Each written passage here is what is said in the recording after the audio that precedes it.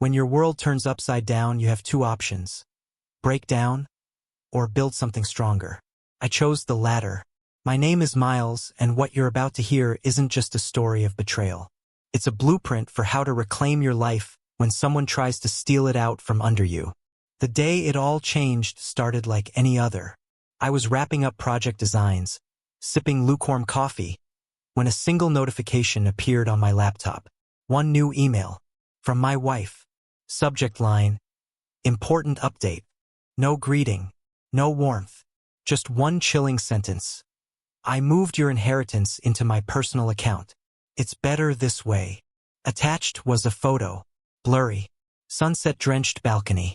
Her face glowing, not from the light, but from something else. Someone else.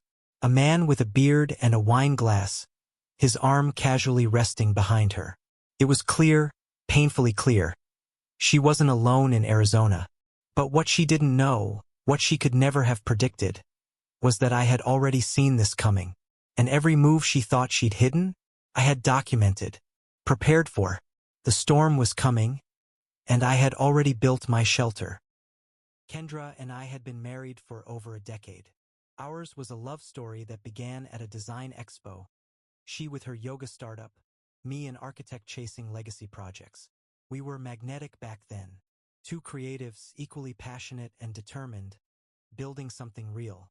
Together, we bought a timeless craftsman home in Savannah, filled it with art, laughter, late-night brainstorming sessions. But things don't collapse overnight. They erode slowly, like water under stone. The first sign, her eyes. They used to light up when I walked into a room. Then one day they just didn't. Her yoga retreats, once weekend escapes, began extending without explanation. A week, then 10 days. She always returned with photos of desert sunsets, herbal teas, and vague philosophies about alignment and clarity. But her clarity came with detachment. Dinner changed too. Once lively conversations turned into silence, occasionally filled with clinks of cutlery. I'd ask about her trips, her ideas. She'd shrug, distracted. Her phone, always face down, buzzed constantly. And when I'd glance, she'd pull it away. It wasn't paranoia. It was instinct. A shift in energy that screamed something was off. Then came the finance questions. Do you think it's risky keeping the inheritance separate? Or, wouldn't it be easier if we just streamlined all the accounts? She thought I was naive, that I'd smile and nod and keep trusting the woman who once laid hydrangeas beside me on a summer morning. But I wasn't that man anymore. Not since Aunt Elaine died. Not since Kendra stopped pretending she loved me. I watched her from the window one night, barefoot on the porch, whispering into her phone, laughing. That laugh hadn't been meant for me in a long time. And in that moment, I stopped questioning myself. I stopped making excuses for her distance. I started planning. Because while she drifted further into secrecy, I was already laying the foundation for the truth to come crashing through. Aunt Elaine raised me after my parents passed away when I was just a teenager. She was my mother, my mentor, and my fiercest advocate rolled into one. A nurse by profession, she worked brutal night shifts at the hospital, often coming home at sunrise with sore feet, but a warm smile just for me. She never remarried, never complained. Her life became about giving me a future. She taught me more about character and dignity than any school ever could. She believed in hard work, patience, and in building a legacy, not of wealth but of impact. When she passed, the grief felt endless. But along with that pain came an unexpected inheritance, over $500,000. What stunned me wasn't just the money, but what it represented. Years of sacrifice she had quietly made, investments she'd researched between double shifts, savings she never touched for herself. Her final message to me was written in a note tucked into a manila envelope. Build something that lasts. Those 5 words became my compass. But not everyone saw it that way. When Kendra learned about the inheritance, her reaction was different. Not surprise, not support, but calculation. Her questions started surfacing with new frequency. Have you decided where to invest it yet? Wouldn't it make sense to use part of it for the business? Maybe even the retreat center we always talked about. At first, I tried to include her in the conversation.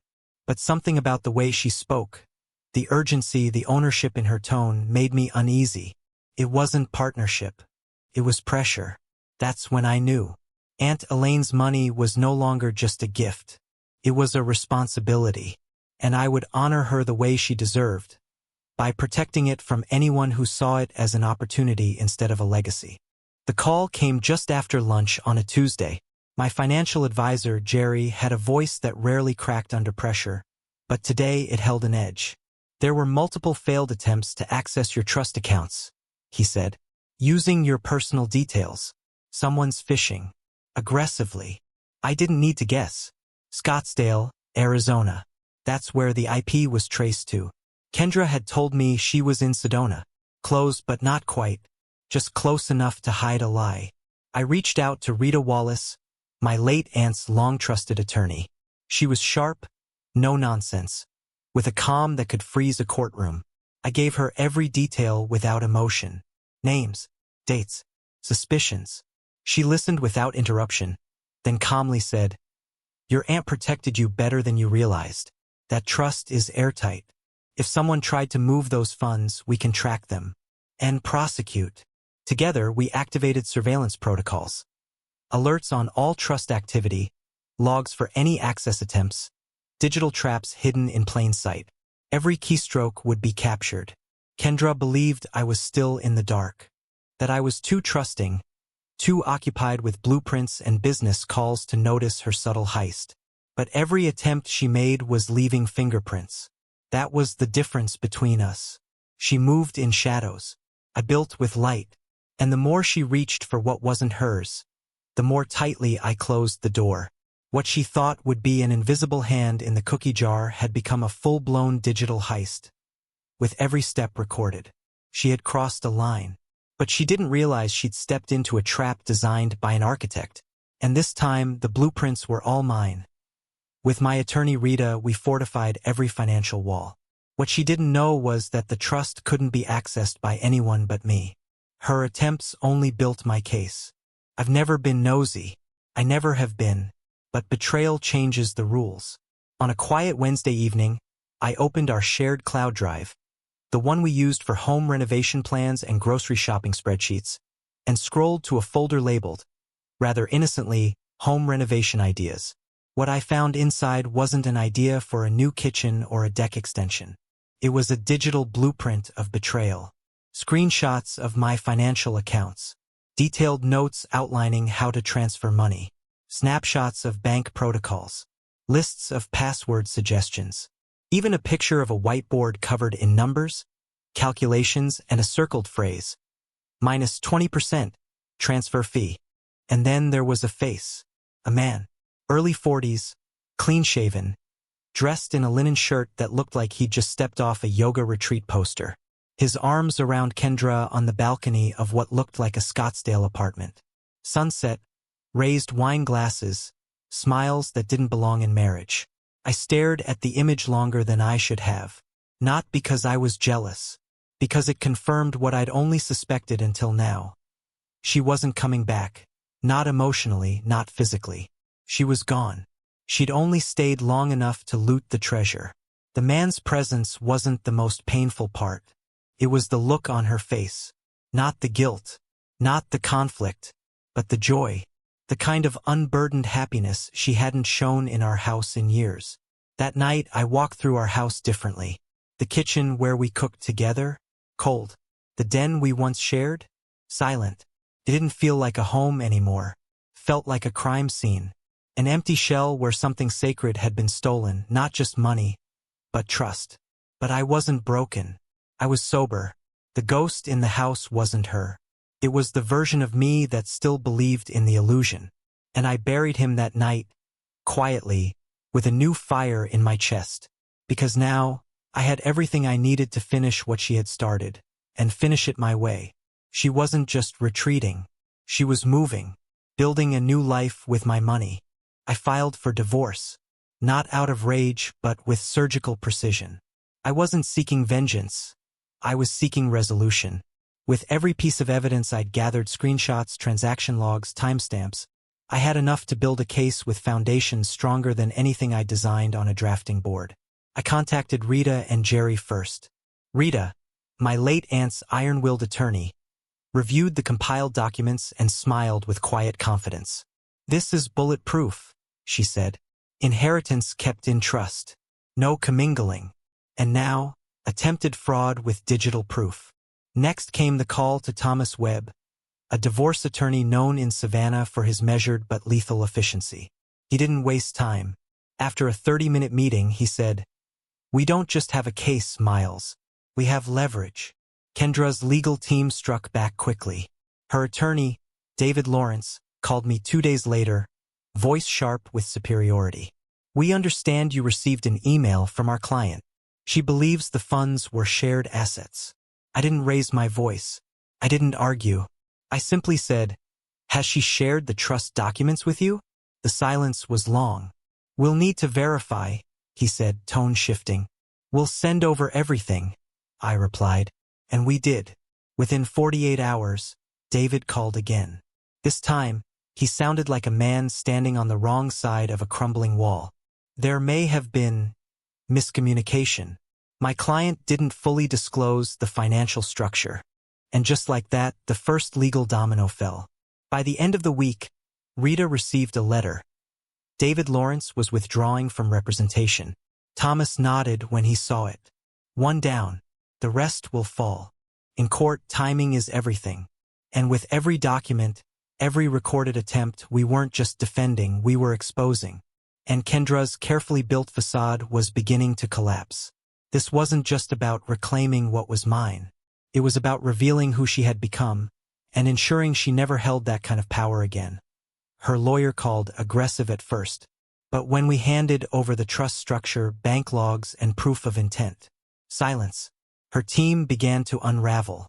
Kendra finally reached out, not through her now absent lawyer, but with a text that read like a last-ditch lifeline. "Can we talk? This doesn't have to be ugly." When we met in the sterile conference room of Thomas's office, the tension was palpable. She looked different, worn down, uncertain. Not the poised wellness guru who used to command rooms, just someone cornered by her own decisions. "Let's keep this civil," she said, settling into the leather chair opposite me. Her voice tried to sound confident, but I could hear the cracks. "Agreed," I said. My voice was steady, neutral. I had no interest in rage. I had facts. Thomas slid a folder across the table. Inside were bank statements, trust documents, screenshots, and logs of every unauthorized attempt to access my inheritance. Kendra's eyes scanned the pages, and with each flip, her posture shrank just a little more. "The settlement terms are simple," Thomas said. "Return half of what you withdrew from the joint accounts. Sign a non-disclosure agreement. No further claims. And we won't pursue charges." She opened her mouth to speak, but Thomas cut in. "These terms are generous. If you contest them, we proceed with the fraud documentation." In court, there was a long silence. Then, with slow reluctance, she nodded. I watched her hands tremble slightly as she signed her name. This wasn't the grand finale she envisioned when she plotted the theft. There were no victories here, only consequences. As she slid the papers back across the table, she glanced at me. For the first time in years, her eyes searched mine. Maybe for mercy, maybe for the man she once married. But I gave her nothing, just the same silence she'd gifted me for months. This was the moment she realized she hadn't won. That despite all her scheming, the house she tried to burn down was still standing, and she was the one walking away from the ashes. And for me, it wasn't triumph. It was closure. Clean. Unemotional. Done. She left without saying goodbye, and I didn't watch her go. Her expression at the final meeting was one I hadn't seen in years. Not anger, not guilt, just defeat. She walked away with nothing more than the shadow of what she thought she'd win. 6 months had passed. I'd sold the house on Victory Drive, the one with the hydrangeas she picked and the porch she once dreamed of. It no longer felt like mine, just a shell echoing with past lives. One quiet afternoon, I opened the mailbox of my new apartment and found an envelope with no return address. Inside was a check for the exact amount Kendra had promised to return. Neatly written.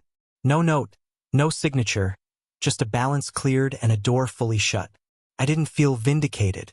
I didn't feel angry. I felt done. That evening, I walked to the river, the same place Kendra and I had once talked about opening a joint venture. She had wanted a retreat space. I had wanted something lasting. Turns out, only one of us meant it. The wind was light, the air quiet, and for the first time in a long time, I stood still and allowed the peace to settle in. No thoughts of strategy. No mental calculations. Just breath and stillness. She thought she'd won by getting out first, by taking what wasn't hers. But in the end, all she walked away with was weight. I walked away with clarity. Closure doesn't always come with a dramatic exit or a fiery confrontation. Sometimes, it arrives in the quiet moments, when the dust has settled and you realize you're finally free. Free to rebuild. Free to begin again. And that was the final piece. I didn't just survive her betrayal. I outgrew it. Life doesn't always hand you warning signs with blinking lights. Sometimes, the cracks show up in whispers, glances, and quiet betrayals. But strength isn't always loud. It doesn't need to be. What I learned through this journey wasn't just how to protect money. It was how to protect peace. The real value in my aunt's inheritance wasn't the dollar amount. It was the wisdom behind it.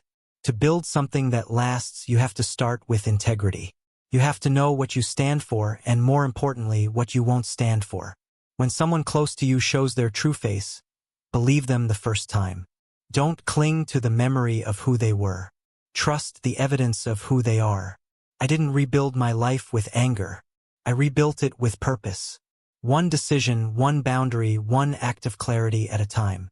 And in doing so, I became someone stronger, not in spite of the betrayal, but because of it. This wasn't a story about revenge. It was about remembering your worth, holding your line, and choosing grace over chaos. So if you ever find yourself staring down a betrayal, remember this: you are allowed to walk away. You are allowed to rebuild. And you are never obligated to carry what someone else tried to bury you with.